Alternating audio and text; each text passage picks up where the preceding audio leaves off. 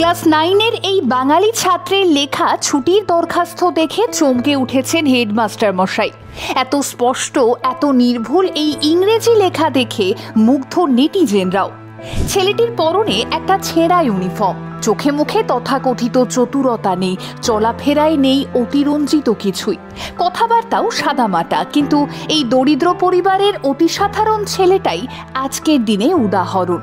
আজ যখন বারংবার ভাষা বলতেই শুধু ইংরেজিকেই গুরুত্ব দিয়ে বলা হয় বাংলা আবার ভাষা নাকি, তখন সেই মাটিতে দাঁড়িয়েই ক্লাস 9-এর ছাত্র প্রকাশ নিঃশব্দেই বলে গেল, বাংলা মিডিয়ামে পড়েও ইংরেজি শেখা যায়, বাংলা ভাষাকে আঁকড়েও ইংরেজি জানা যায়।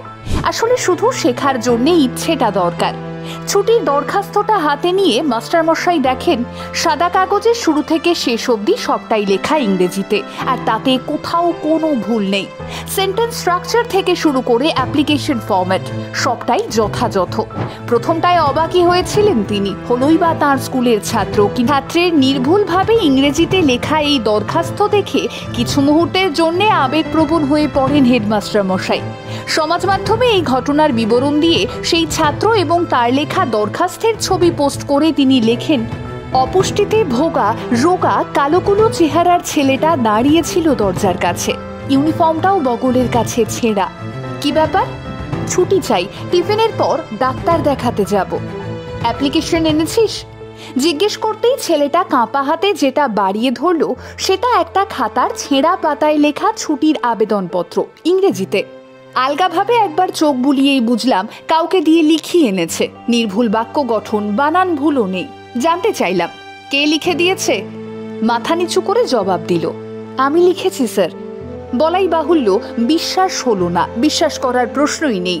আমার স্কুলের ছাত্রদের বিদ্যে বুদ্ধির দৌড় আমার জানা। বললুম, বটে, আরেকবার লিখতে পারবি? 1 সেকেন্ডও না ভেবে ওইভাবেই মাথা নিচু করে উত্তর দিল, পারবো স্যার। কেমন একটা রোগ চেপে গেল। ড্রয়ার থেকে একটা কাগজ বের করে হাতে দিয়ে বললাম, বেশ, লিখে দেখা। কাগজটা হাতে নিয়ে ছেলেটা এদিক ওদিক চাইছিল, চোখে মুখে ভয় বা দ্বিধার লেশমাত্র নেই। বুঝলাম বসার জায়গা খুঁজছে। নিজের টেবিলের উল্টো দিকের চেয়ারেই বসতে বললাম, যেখানে সচরাচর অভ্যাগতরা এসে বসে। ছেলেটা বসলো এবং তরতর করে লিখতে লাগলো। মিনিট 5 পরে শুধু একবার মুখ তুলে বলল, স্যার, শেষে কি ইয়োর ফেইথফুলি লিখবো?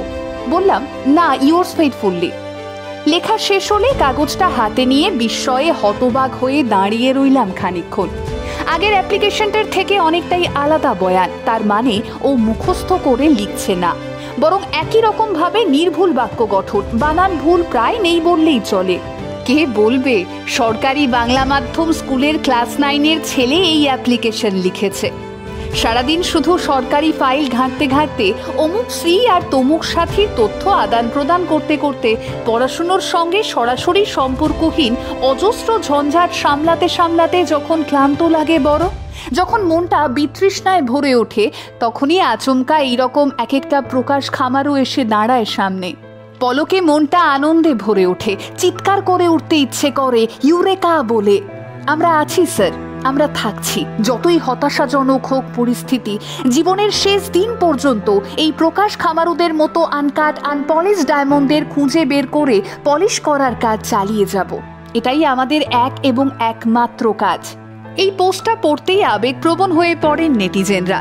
আসলে আজ যখন বেশিরভাগ মানুষের কাছেই বাংলায় কথা বলাটাই লজ্জার হয়ে দাঁড়িয়েছে, বাংলা মিডিয়ামে লেখাপড়া করাটা পিছিয়ে পড়ার ইঙ্গিত হয়ে উঠেছে, তখন ছোট্ট প্রকাশ বহু তাবড় তাবড় বুদ্ধিজীবীদের শিখিয়ে দিয়ে গেল, চাইলে এভাবেও পারা যায়। আর সত্যিই তো, আজকের দিনে দাঁড়িয়ে এই বাংলার কত মানুষ এই বাংলা মিডিয়ামে লেখাপড়া করেই নিজেদের আলাদা পরিচয় তৈরি করেছে, দেশ ছাড়িয়ে পাড়ি দিয়েছে বিদেশে, সফল হয়েছে জীবনে, সেই সফলতা ধরেও রেখেছে। কে বলতে পারে ভবিষ্যতে সেই তালিকাতেই হয়তো নাম লেখাবে প্রকাশ খামারও?